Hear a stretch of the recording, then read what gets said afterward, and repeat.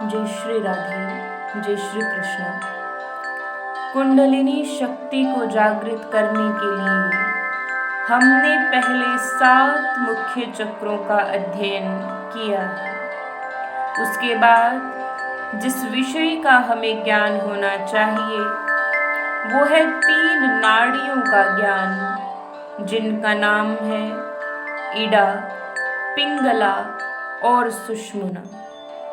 आज हम बात करेंगे केवल इड़ा नाड़ी की।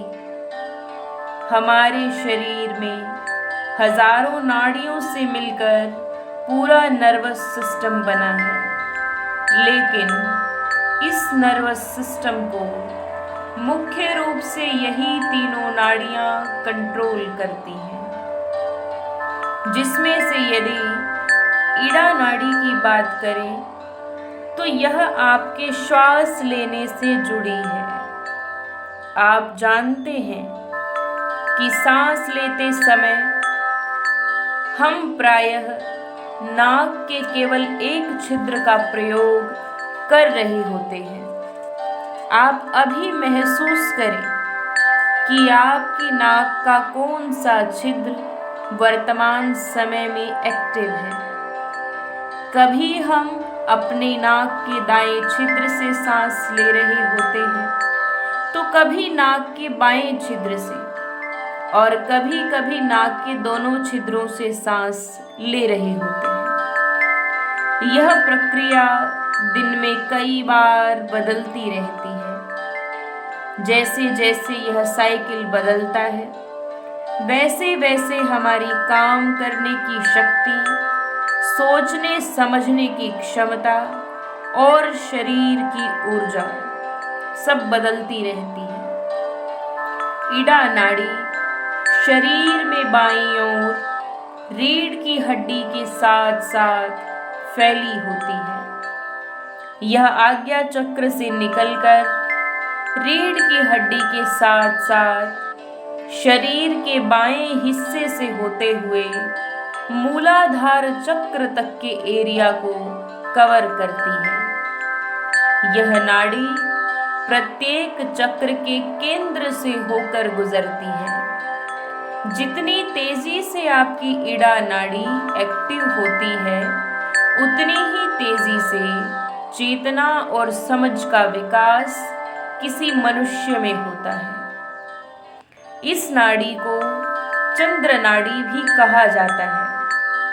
ज्योतिष शास्त्र में चंद्रमा का संबंध दिमाग से दर्शाया गया है, इसीलिए यह हमारे ब्रेन यानी दिमाग से संबंध रखती है। यह नाड़ी चंद्रमा की अलग अलग गति के साथ साथ अलग अलग प्रभाव दिखाती है। क्या होता है आपके साथ जब आपकी इड़ा नाड़ी एक्टिव हो जाती है? यह जानने से पहले अगर आप हमारे चैनल पर नए हैं तो हमारे चैनल को सब्सक्राइब करें। वीडियोस की अपडेट को पाने के लिए बेल आइकन को प्रेस करें और हमारी वीडियोस अगर आपको पसंद आए तो लाइक और शेयर ज़रूर करें। आइए जानते हैं वो लक्षण जो बताते हैं आपकी इड़ा नाड़ी जागृत है, या आपकी इड़ा नाड़ी जागृत होने पर क्या क्या आपके साथ घटित होगा।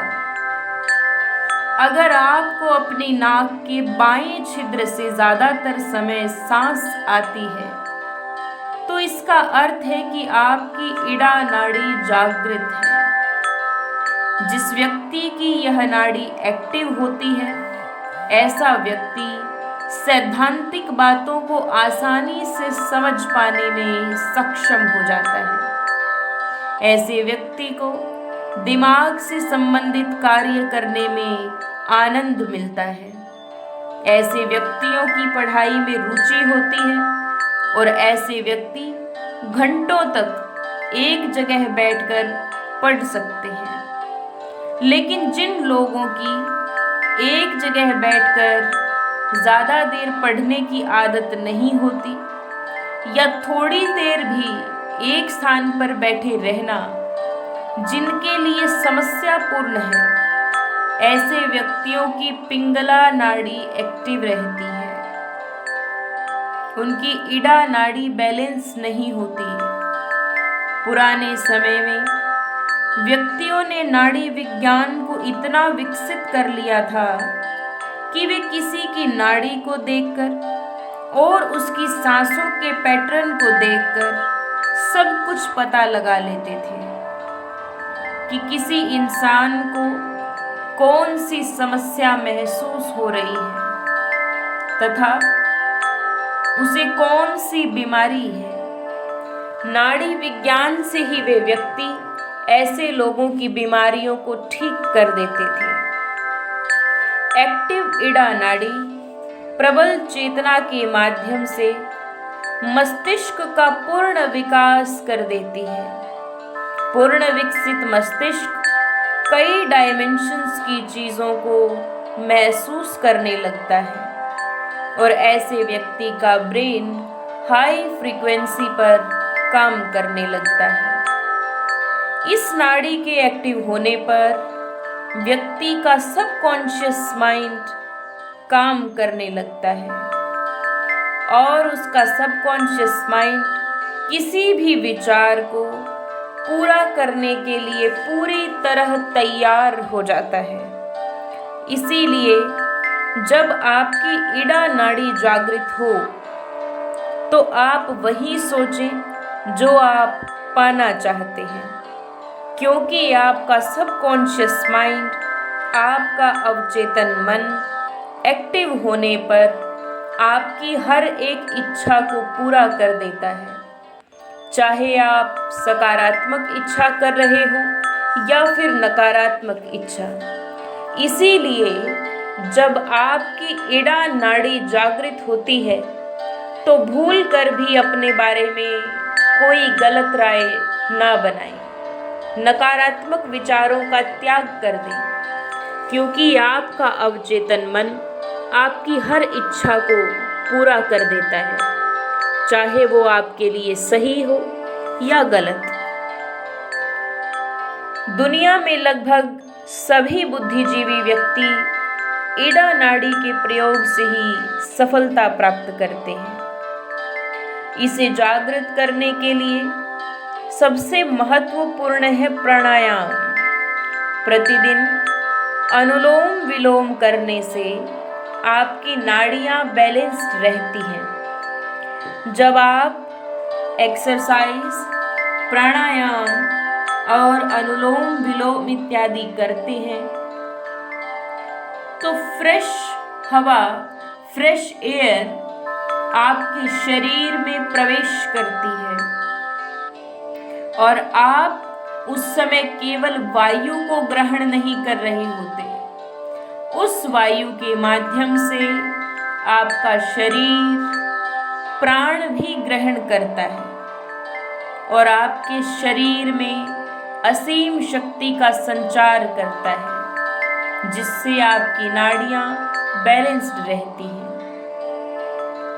इड़ा नाड़ी को जागृत करने के लिए दाईं करवट सोएं, जिससे आपकी नाक का बायां छिद्र काम करने लगे। पढ़ाई शुरू करने से पूर्व नाक के दाएं छिद्र को बंद करके बाएं से सांस लेने का प्रयास करें। ऐसा करने से आपकी इड़ा नाड़ी जागृत होने लगेगी और आप जो भी पढ़ेंगे आपको याद हो जाएगा। आप ऐसे भोज्य पदार्थों का सेवन करें जो आपके शरीर को ठंडक पहुंचाते हों, जैसे दही। दही ठंडी तासीर वाली होती है या इसका अंतिम प्रभाव शरीर को ठंडक देने का काम करता है। दही खाने की परंपरा हमारे धर्म में बहुत प्राचीन काल से प्रचलित है और दही खाने की परंपरा आपके नाड़ी विज्ञान से गहरा संबंध रखती है। इसके बारे में हम आपको अपनी आगे आने वाली वीडियो में विस्तार से बताएंगे।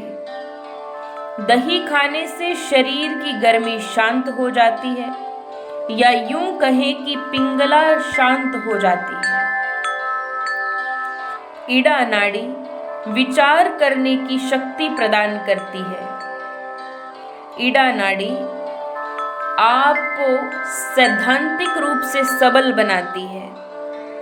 जब आपकी इड़ा नाड़ी जागृत हो जाए, तब आपको जरूरत होगी पिंगला नाड़ी की। आपके इस विचार को या इड़ा नाड़ी के द्वारा सोचे गए प्रत्येक विचार को लागू करने के लिए, उसे एग्जिस्टेंस में लाने के लिए पिंगला नाड़ी सहायता करती है। आप अपने द्वारा सोचे गए हर एक विचार को पिंगला नाड़ी की सहायता से पूरा कर सकते हैं। इसीलिए कुंडलिनी शक्ति की इस सीरीज में हम अपनी अगली वीडियो में आपको पिंगला नाड़ी के विषय में बताएंगे। तब तक जुड़े रहिए हमारे चैनल दिव्य श्रद्धा भक्ति के साथ। स्वस्थ रहिए, प्रसन्न रहिए। जय श्री राधे, जय श्री कृष्ण।